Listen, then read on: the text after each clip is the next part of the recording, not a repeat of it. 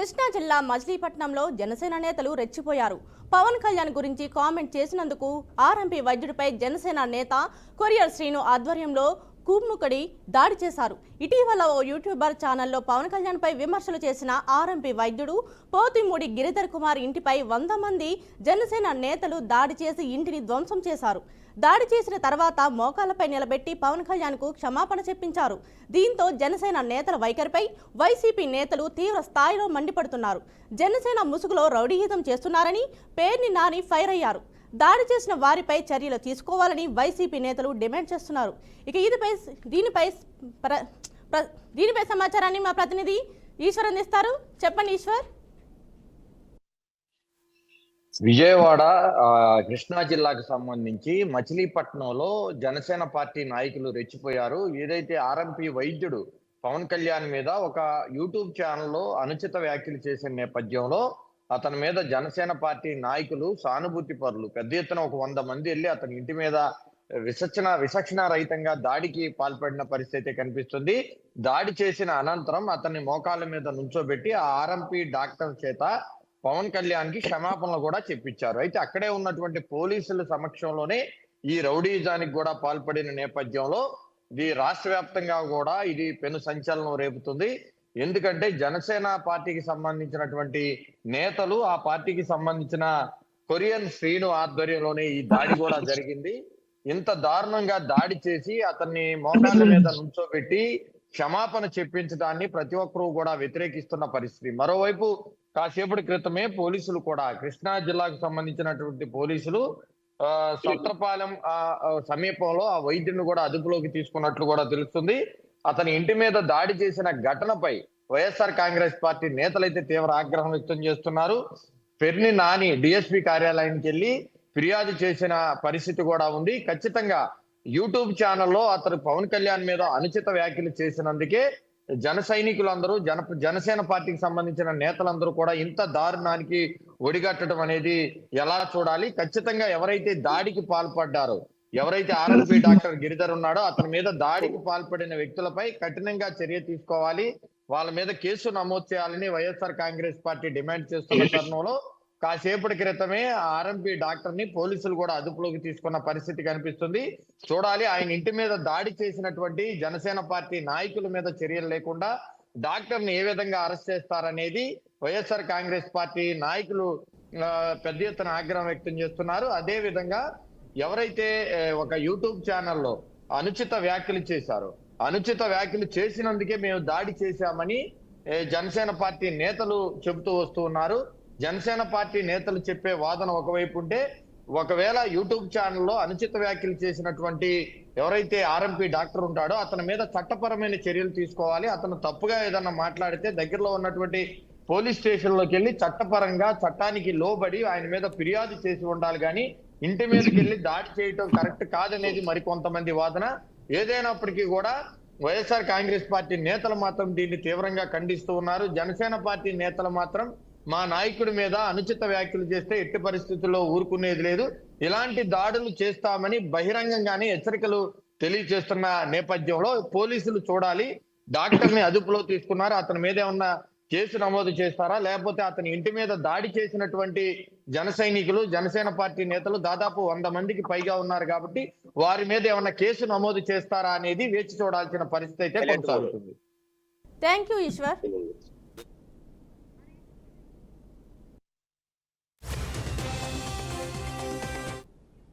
మంత్రి జూపల్లి కృష్ణారావు సంచలన వ్యాఖ్యలు చేశారు. కాంగ్రెస్ పార్టీ మళ్లీ రాష్ట్రంలో అధికారంలోకి వస్తుందో రాదో తెలియదని హాట్ కామెంట్స్ చేశారు. ఆదిలాబాద్ పర్యటనలో ఉన్న ఆయన బోధ్లో పలు అభివృద్ధి కార్యక్రమాలకు శంకుస్థాపన చేశారు. ఈ సందర్భంగా బోధ్ను రెవెన్యూ డివిజన్ గా ప్రకటించాలని స్థానికులు కోరారు. అందుకు సంబంధించిన మంత్రి జూపల్లి రాబోయే ఎన్నికల్లో తాను గెలుస్తానో లేదో తెలియదన్నారు. ఒకవేళ తాను గెలిచినా కాంగ్రెస్ పార్టీ అధికారంలోకి వస్తుందో రాదో అని షాకింగ్ కామెంట్స్ చేశారు. అందుకే ప్రజలకు తాను ఎలాంటి హామీలు ఇవ్వబోనని స్పష్టం చేశారు. ఇక ఇదే అంశానికి సంబంధించి మరింత సమాచారాన్ని మా ప్రతినిధి గోపీనాథ్ అందిస్తారు. మొత్తం మీద అంటే తెలంగాణలో ఇప్పటికే మనం చూస్తున్నాం, చాలా రోజుల నుంచి కూడా బీఆర్ఎస్ పార్టీ మధ్య కావచ్చు, లేదంటే ఇప్పుడు ఉన్నటువంటి అధికార పార్టీ మధ్యన పెద్ద ఎత్తున ఒక యుద్ధ వాతావరణం నడుస్తుంది.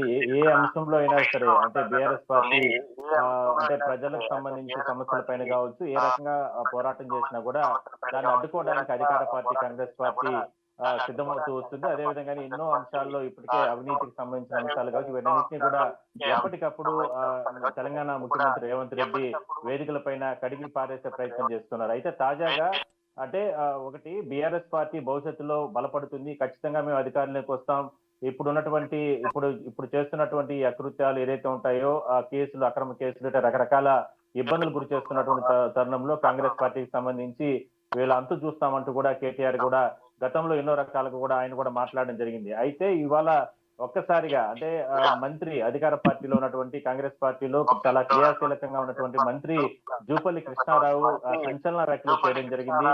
అంటే భవిష్యత్తులో ఎందుకంటే తెలంగాణలో వచ్చేది అంటే తాను గెలుస్తానో గెలవనో తెలియదు, భవిష్యత్తులో కాంగ్రెస్ పార్టీ అధికారంలోకి వస్తుందో రాదు అని అంటూ కూడా ఆయన రకరకాలుగా కూడా కామెంట్స్ చేయడం జరిగింది. ఇప్పుడు ఈ కామెంట్స్ అనేది తెలంగాణ రాష్ట్రం వ్యాప్తంగా కూడా పెద్ద ఎత్తున ఒక చర్చకు దారి తీస్తా ఉంది. అంటే ప్రతిపక్షాలకు బలం చేకూర్చే విధంగా కూడా ఆయన మాట్లాడిన మాటలు ఏదైతే ఉందో నిజంగానే అలాంటి పరిస్థితులు ఉన్నాయా, మరి అంటే పార్టీలో కావచ్చు లేదంటే ప్రభుత్వంలో ఏదైనా సరే చీలికలు లేదంటే రకరకాల ఇబ్బందులు ఏదైతే ఉన్నాయా, లేదంటే అంతర్గత విభేదాలు, ఎందుకంటే కాంగ్రెస్ పార్టీ అంటేనే మొదటి నుంచి కూడా ఏదో ఒక రక అంశంలో అంతర్గత విభేదాలు ఉంటాయని, లేదా రకరకాలుగా అంటే రేవంత్ రెడ్డికి ముఖ్యమంత్రి అయిన తర్వాత నుంచి కూడా ఆయనకి ఎక్కడ కూడా కొంతమంది మంత్రులు కానీ కొంతమంది ఎమ్మెల్యేలు కానీ సహకరించడం లేదని ఇట్లా రకరకాలుగా కామెంట్స్ వస్తున్న నేపథ్యంలో ఇదే విషయాన్ని ప్రతిపక్ష పార్టీ బీఆర్ఎస్ పార్టీ కూడా ఎన్నో విషయాల్లో ఎన్నో సందర్భాల్లో కూడా గుర్తు చేయడం జరిగింది. రేవంత్ రెడ్డి ప్రభుత్వం కూలిపోతుంది, లేదంటే రేవంత్ రెడ్డి ప్రభుత్వం ప్రజా వ్యతిరేక కార్యక్రమాలు చేస్తుంది, రకరకాలు కూడా కామెంట్స్ చేస్తున్న నేపథ్యంలో ఇవాళ జూపల్లి కృష్ణారావు చేసిన వ్యాఖ్యలు మరింత ఆద్యం పోసినట్లయింది. నిజంగానే అలాంటి పరిస్థితి పార్టీలో ఉందా లేదా ప్రభుత్వంలో ఉందా, లేదా ఎందుకు ఈ స్థాయిలో అంటే మంత్రిగా ఉన్నటువంటి ఒక వ్యక్తి ఈ స్థాయిలో ఎందుకు ఈ రకంగా కామెంట్స్ చేశాడు అనేటటువంటిది మాత్రం రాష్ట్ర వ్యాప్తంగా ఒక చర్చకి దారితీసిందని మనం చెప్పొచ్చు. Thank you Gopinath. తాడిపత్రిలో మళ్లీ హైటెన్షన్ నెలకొంది. కొన్ని నెలలుగా Tadipatri municipal chairman JC Prabhakar Reddy, మాజీ ఎమ్మెల్యే కేతిరెడ్డి పెద్దారెడ్డి మధ్య వివాదం మరింత ముదిరింది. దీంతో తాడిపత్రిలో హైటెన్షన్ వాతావరణం కొనసాగుతోంది. మాజీ ఎమ్మెల్యే పెద్దారెడ్డి ఇంటి నిర్మాణంలో ఆక్రమణలు ఉన్నాయని నోటీసులు జారీ చేశారు. అయితే పెద్దారెడ్డి ఇంటి వద్ద గతంలోనే మున్సిపల్ అధికారులు సర్వే నిర్వహించారని వైసీపీ నేతలు ఆరోపిస్తున్నారు. తాజాగా municipal chairman JC Prabhakar Reddy ఆదేశాలతో మరోసారి అధికారులు సర్వే చేసేందుకు నోటీసులు ఇచ్చారని మండిపడ్డారు. గతంలో వైసీపీ నేతల ఇల్లు కూల్చివేస్తామని జేసీ చేసిన వ్యాఖ్యలను వారు గుర్తు చేస్తున్నారు. ఈ మేరకు అప్రమత్తమైన పోలీసులు తాడిపత్రిలో జేసీ పెద్దారెడ్డి ఇళ్ల వద్ద భారీగా మోహరించారు. ఇక ఇదే అంశానికి సంబంధించిన పూర్తి సమాచారాన్ని మా ప్రతినిధి బసవరాజ్ అందిస్తారు. చెప్పండి బసవరాజ్. అనంతపురం జిల్లా తాడిపత్రిలో ఉద్రిక్త పరిస్థితులు నెలకొన్నాయి. ఏదైతే కూటమి ప్రభుత్వం అధికారంలోకి వచ్చిన మొదటి రోజు నుంచి కూడా ఇప్పటికీ 15 నెలలుగా ఏదో ఒక సందర్భంలో ఉద్రిక్త పరిస్థితులు హైటెన్షన్ వాతావరణము కామన్ అయిపోయింది. అంటే పోలీసులు అప్రమత్తం అవ్వడం, ఇరు వర్గాల్ని చెదరగొట్టడం, ఇలా చేస్తుండడం మనం చూస్తూనే ఉన్నాము. రెండు తెలుగు రాష్ట్రాల్లో తాడిపత్రి రాజకీయం అంటేనే ఒక సంచలనంగా, ఒక వైరల్ గా మారిన పరిస్థితులు మనకి కనిపిస్తూనే ఉన్నాయి. తాజాగా ఇప్పుడు ఏదైతే మొన్నటిదాకా చూసాం, కేతిరెడ్డి పెద్దారెడ్డి తాడిపత్రిలో ఎంట్రీ కావాలంటేనే ఎంతో యుద్ధం చేసిన పరిస్థితి వచ్చింది. కోర్టు అనుమతితో అనేక రకాల ఇబ్బందులు పడి ఎట్టకేలకు తాడిపత్రులకు అనుమతి పొంది వచ్చిన నేపథ్యంలో ఇప్పుడు మరో అంశం తెరపైకి వస్తున్న నేపథ్యం. ఏదైతే జేసీ ప్రభాకర్ రెడ్డి పురమాయించాడని చెప్తున్నారు కానీ రాజకీయంగా ఎలాంటి వాతావరణం అక్కడ చోటు చేసుకున్నదో తెలియదు. కానీ మొత్తం మీద కేతిరెడ్డి పెద్దారెడ్డి కట్టుకున్న ఇల్లు ప్రభుత్వ స్థలమని, ఖచ్చితంగా సర్వే చేయాలని, లేదా ప్రహారీ కూడా పడగొట్టాలని ఇవన్నీ డిమాండ్లు వస్తున్న నేపథ్యంలో ఈ రోజు మున్సిపల్ అధికారులు, అదేవిధంగా రెవెన్యూ అధికారులు, సర్వే అధికారులు అందరూ కూడా అక్కడ వెళ్ళి సర్వే వెళ్ళిన పరిస్థితి. ఈ అంశాన్ని కేతిరెడ్డి పెద్దారెడ్డి మాజీ ఎమ్మెల్యే, వైసీపీ మాజీ ఎమ్మెల్యే స్వాగతిస్తూనే ఖచ్చితంగా అయితే ఏదైతే 1 నుంచి 16 ఫ్లాట్ల వరకు ఏమున్నాయో వాటిని ఖచ్చితంగా సర్వే చేయండి, కాదనట్లేదు. బట్ రెండు వైపులా చేయండి, ఇటువైపు నుంచి ఒకసారి అటువైపు నుంచి ఒకసారి చేసాక మీరు ఏదైతే సర్వే చేసి రిపోర్ట్ ఇస్తారో నాకు అనుమతులు లేవని చెప్తున్నారు, లేదా ఏదైతే మున్సిపల్ చైర్మన్ పురమాయిస్తే మీరు వచ్చారు, ఖచ్చితంగా అయితే నాకు రాతపూర్వకంగా ఇవ్వాలి, తర్వాత నేను ఏం చేయాలో అది చేసుకుంటానని ఆయన అధికారులకు సూచించిన పరిస్థితి. ఈ నేపథ్యంలో అంటే ఇరు వర్గాలకు చెందిన అనుచరులు కావచ్చు, అభిమానులు కావచ్చు భారీ ఎత్తున అక్కడ గుమిగూడిన పరిస్థితి. పోలీసులు అయితే అందరినీ కూడా అదుపులో పెట్టి ఉద్రిక్త పరిస్థితులను కొంత కంట్రోల్ చేసే ప్రయత్నం చేస్తున్న పరిస్థితి. మరి ఈ నేపథ్యంలో తాడిపత్రి ప్రజలు ఏదైతే టీడీపీకి తరపున ఎమ్మెల్యేలు కావచ్చు, మాజీ ఎమ్మెల్యేలు కావచ్చు, లేదా ఇప్పుడు వైసీపీ ప్రజాప్రతినిధులు కావచ్చు, వీళ్ళకంతా అధికారం దేనికి ఇచ్చాము? తాడిపత్రిని కేంద్రంగా చేసుకొని వాళ్ళ వ్యక్తిగత కక్షలు తీసుకోవడానికే, లేకపోతే ఏంటి ప్రజలకు మంచి పాలన అందించడానికే, సంక్షేమ అభివృద్ధి అందించడానికే సామాన్యుడు కూడా గొంతెత్తి అడుగుతున్న ప్రశ్న. మరి ఇలాంటి వాతావరణం మంచిది కాదు.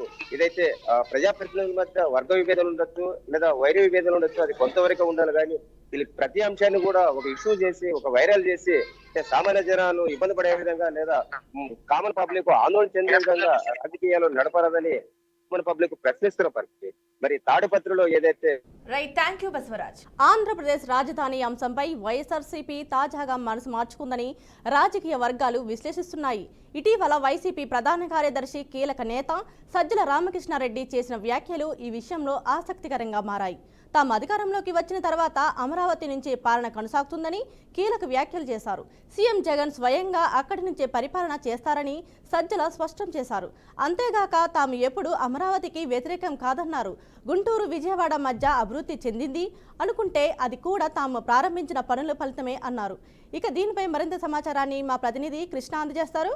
చెప్పండి కృష్ణ. ఏదైతే వైఎస్ఆర్సీపీ మనసు మార్చుకున్న అనుకోవచ్చు. అయితే మొత్తానికి చూస్తే ఇవాళ చూస్తే పూర్తి స్థాయి అయితే వైఎస్ఆర్సీపీ సంబంధించి ఏదైతే ఈ రోజు రాజధాని అక్కడే ఉంటుందని కూడా మాట్లాడడం అది ఒక అవేకంగా ఉందని అనుకోవచ్చు. అయితే మొత్తానికి కూటమి ప్రభుత్వం అధికారంలోకి వచ్చిన తర్వాత వారి పైన బురద జల్లే కార్యక్రమం అయితే పూర్తి స్థాయి అయితే చేసిన విషయం అయితే తెలిసింది. అయితే ఈ రోజు అయితే సజ్జల రామకృష్ణారెడ్డి చేసిన వ్యాఖ్యలు ఏవైతే ఉన్నాయో పూర్తి స్థాయి అయితే ఈ యొక్క వ్యాఖ్యలు కూడా రాజధాని ఇక్కడే ఉంటుంది, గత ప్రభుత్వంలో కూడా మేమే ఈ యొక్క అమరావతిని అభివృద్ధి చేశామంటూ కూడా ఒక ఏదైతే చిలక పలుకులు పలుకుతున్నారో ఈ యొక్క చిలక పలుకులు కరెక్ట్ కాదంటూ కూడా కూటమి నేతలు కూడా పలు రకాల ఆరోపణలు చేస్తున్న పరిస్థితి అయితే మనం చూస్తున్నాం. అయితే ఏది ఏమైనప్పుడు కూడా పూర్తి స్థాయి అయితే ఈ యొక్క రాజధాని విషయంలో పూర్తి స్థాయి అయితే ఎవరైతే సజ్జల రామకృష్ణారెడ్డి కావచ్చు, అదేవిధంగా పలువురు వైఎస్ఆర్సీపీ నేతలు కూడా పూర్తి స్థాయిలో గతంలో వైఎస్ఆర్సీపీ సంబంధించి అధికార పార్టీలో ఉన్నప్పుడైతే 3 రాజధానులు పెట్టాలంటూ కొన్ని నినాదాలు చేస్తారు. అదే విధంగా రాజధానులు పూర్తి స్థాయి అయితే 3 రాజధానులు అయితే ఏవైతే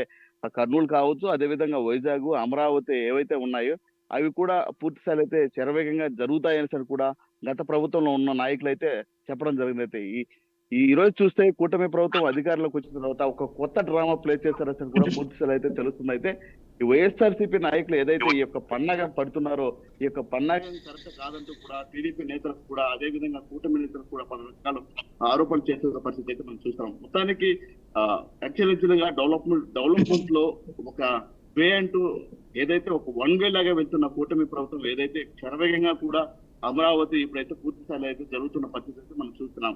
అలాంటి తరుణంలో ఈ రోజు చూస్తే వైఎస్ఆర్సీపీ నేతలు ఏదో వారు గొప్పలు చెప్పుకోవడానికి కోసమే ఈ యొక్క చేస్తున్నారే కానీ పూర్తి స్థాయిలో అయితే ఏది ఏమైనప్పుడు కూడా పూర్తిగా ఈ యొక్క వైఎస్ఆర్సీపీ నేతలు ఎవరైతే సజ్జల రామకృష్ణారెడ్డి కావచ్చు, అదేవిధంగా పలువురు నేతలు కూడా చేసిన వ్యాఖ్యలు ఏవైతే రాజధాని అనేది అమరావతిలోనే ఉంటుంది, అదే విధంగా డెవలప్మెంట్ కూడా మేమే చేశాము గత ప్రభుత్వం అని చెప్పడం కూడా అది అసంభవం మనుషులు కూడా ఇక్కడ ఉన్నటువంటి నేతలు కూడా ఆరోపణ చేస్తున్న పరిస్థితి. మొత్తానికి ఏదేమరకు కూడా రానున్న రోజుల్లో ఎవరు వస్తారు ఎవరు రారు అని కూడా అది నిర్ణయించేది ప్రజలే. కాబట్టి అయితే ప్రజల చేతిలో ఉన్నటువంటి ఓట్ బ్యాంక్ ని కూడా పూర్తి స్థాయిలో మార్చే దిశగా కూడా వైఎస్ఆర్సీపీ నేతలు అయితే ఒక పండగ పట్టే దానికోసం అని ఈ రోజు రాజధాని విషయాన్ని తెరలేపారని కూడా పూర్తి స్థాయిలో అయితే వైఎస్ఆర్సీపీ నేతలకు మధ్య ఏదైతే ఈ యొక్క రాజధాని విషయం మాట్లాడారు దానిపైన కూడా టీడీపీ నేతలు పలు రకాల ఆరోపణలు విమర్శలు దారితీసే పరిస్థితి అయితే మనం ఈ రోజు చూస్తున్నాం. అయితే ఏదేమైనప్పుడు కూడా పూర్తి స్థాయిలో ఈ రోజు జరగనున్నటువంటి సజ్జల రామకృష్ణారెడ్డి ప్రెస్ మీట్ లో అయితే పూర్తి స్థాయిలో రాజధాని విషయం కీలకంగా మాట్లాడడం అనేది ఇది ఒక ఆశ్చర్యకరమైన విషయం కూడా పూర్తి స్థాయిలో అయితే తెలుస్తుంది. Kalyani, thank you Krishna. వరంగల్ జిల్లా కాంగ్రెస్ పార్టీలో మరోసారి విభేదాలు బగ్గుమన్నాయి. ముఖ్యంగా భద్రకాళి ఆలయ ధర్మకర్తల కమిటీ ఏర్పాటుతో ఈ గొడవలు మరింత ముదిరాయి.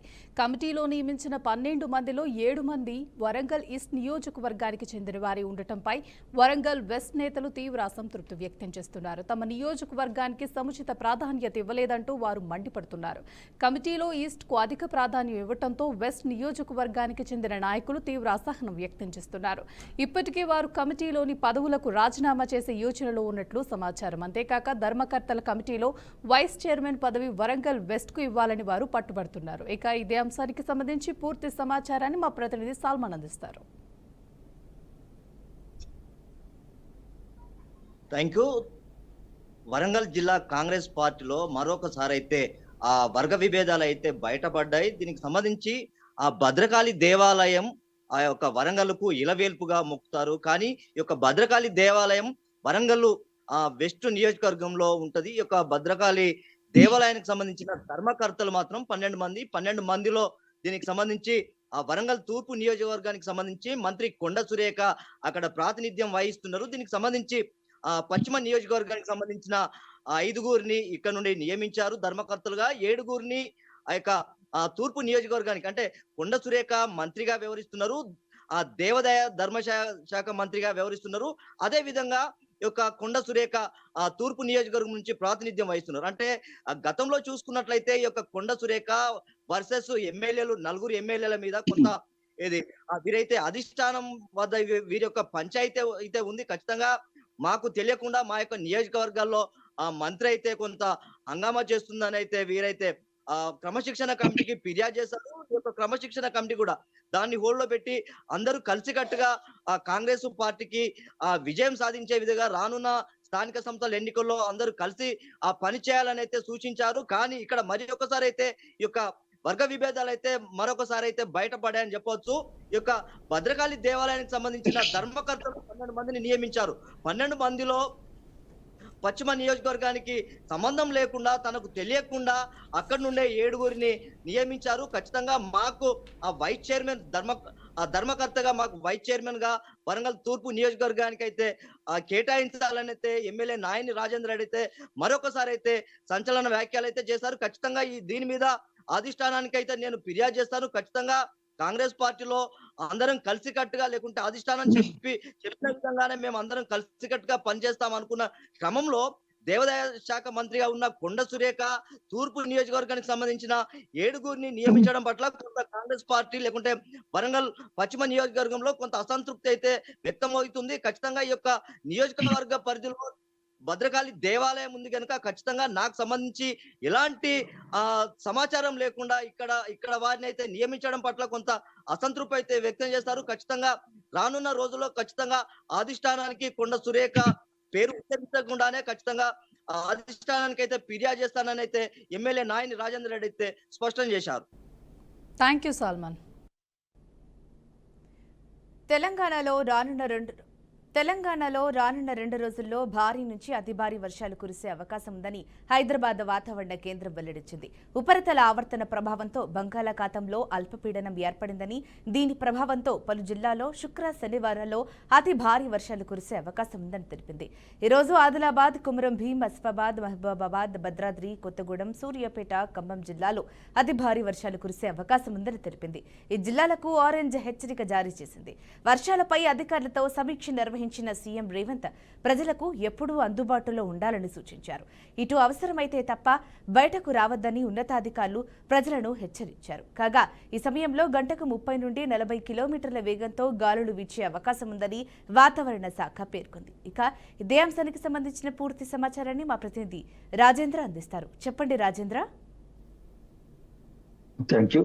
తెలంగాణ వ్యాప్తంగా గత కొద్ది రోజులుగా కురుస్తున్న వర్షాల నేపథ్యంలో ఇప్పటికే రైతాంగం అది పంట నష్టం జరిగింది. అన్ని వర్గాల ప్రజలకు కూడా తీవ్రమైన ఇబ్బందులు ఎదుర్కొంటున్న పరిస్థితులు కనిపిస్తా ఉన్నాయి.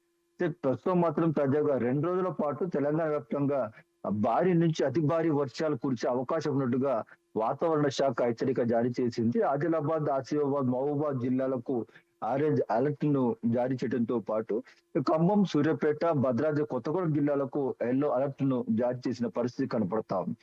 అతి భారీ నుంచి అతి భారీ వర్షాలు కురిసే అవకాశంతో పాటు 30 నుంచి 40 కిలోమీటర్ల వేగంతో ఎదురుగాలు వీచే అవకాశం ఉన్నట్టుగా కూడా వాతావరణ శాఖ అధికారులు హెచ్చరికలు చేస్తున్న పరిస్థితి కనపడతా ఉంది. ఈ వర్షాలు ఎక్కడైతే కురుస్తున్న పరిస్థితి ఉంటుందో ఆయా ప్రాంతాల్లో ప్రజలు మాత్రం అప్రమత్తంగా ఉండాలని అధికారులు సూచనలు చేస్తున్న పరిస్థితి ఉంది. ఈ నేపథ్యంలో రాష్ట్ర ముఖ్యమంత్రి రేవంత్ రెడ్డి ఎప్పటికప్పుడు కూడా వర్షాల కారణంగా ప్రజలు ఎక్కడ కూడా ఇబ్బంది కలగకుండా ఉండేందుకు అవసరమైన ముందస్తు చర్యలు తీసుకోవాలని అధికార యంత్రాంగాన్ని ఆయన అలర్ట్ చేస్తున్న పరిస్థితి ఉంది. అందులో భాగంగానే ఈ వర్షాలు అధికంగా కురిసే ప్రాంతాల్లో జిల్లా కలెక్టర్లు కూడా ముందస్తు జాగ్రత్త చర్యలు తీసుకున్న పరిస్థితి కనిపిస్తా ఉంది. ప్రధానంగా లోతట్టు ప్రాంతాల ప్రజలు మాత్రం ఇబ్బందులు పడకుండా ఉండేందుకు వారికి పునరావాస కేంద్రాలు కూడా అందుబాటులో ఉంచి వర్షాల సమయంలో వారందరినీ కూడా అక్కడి తరలింపు చేసేందుకు కూడా అవసరమైన సహాయ చర్యలు కూడా తీసుకునే పరిస్థితులు కనపడుతోంది. ఇప్పటికే అన్ని జిల్లాల్లో కేంద్రాల్లో కూడా టోల్ ఫ్రీ నెంబర్లు కూడా ఏర్పాటు చేయడం జరిగింది. లోతట్టు ప్రాంత ప్రజలతో పాటు అన్ని వర్గాల ప్రజలకు కూడా టోల్ ఫ్రీ నెంబర్లు కూడా అధికారులు ప్రచారం చేశారు. వర్షాల కారణంగా ఎక్కడైనా ఏదైనా ఇబ్బందులు ప్రమాదాలు జరిగితే టోల్ ఫ్రీ నెంబర్కు ఫోన్ చేసి సమాచారం అందిస్తే తక్షణమే ప్రభుత్వ శాఖల సిబ్బంది సహాయ శాఖలు అందిస్తారని కూడా అధికార యంత్రాంగం చెప్తున్న పరిస్థితి కనపడుతుంది. ఏదైనా 2 రోజుల పాటు భారీ నుంచి అతి భారీ వర్షాలు కురిసే అవకాశం ఉండడంతో అన్ని వర్గాల ప్రజలు కూడా అలర్ట్ గా ఉండాలని చెప్పేసి అధికారులు చెప్తున్న పరిస్థితుల నేపథ్యంలోనే అందుకు అవసరమైన ముందస్తు జాగ్రత్త చర్యలు కూడా అధికార యంత్రాంగం తీసుకుంటుంది. అట్ ద సేమ్ టైం ప్రజలు కూడా అప్రమత్తంగా ఉండి అత్యవసరమైతే తప్ప బయటికి రావాలని లేని పక్షంలో నివాస గృహాలకు పరిమితం కావాలని అధికారులు చెప్తున్న సూచనలు కూడా పాటించాలని చెప్పి ప్రభుత్వ అధికారులు చెప్తున్న పరిస్థితి ఉంది. అయితే ఈ వర్షాల కారణంగా ఎలాంటి ఆస్తి నష్టం ప్రాణ నష్టం జరగకుండా ఉండేందుకు కూడా అవసరమైన చర్యలు తీసుకునేందుకు కూడా అధికార యంత్రాంగం జాగ్రత్త చర్యలను కూడా తీసుకున్న పరిస్థితి కనపడుతుంది. ప్రభుత్వం కూడా ఎప్పటికప్పుడు జిల్లా అధికార యంత్రాంగంతో మానిటరింగ్ చేస్తూ వర్షాల కారణంగా ఎక్కడ ఇబ్బందులు కలగకుండా ఉండేందుకు కూడా చర్యలు తీసుకునేందుకు కూడా అవసరమైన సూచనలు కూడా జారీ చేస్తున్న పరిస్థితి కనపడతా ఉంది. Thank you Rajendra.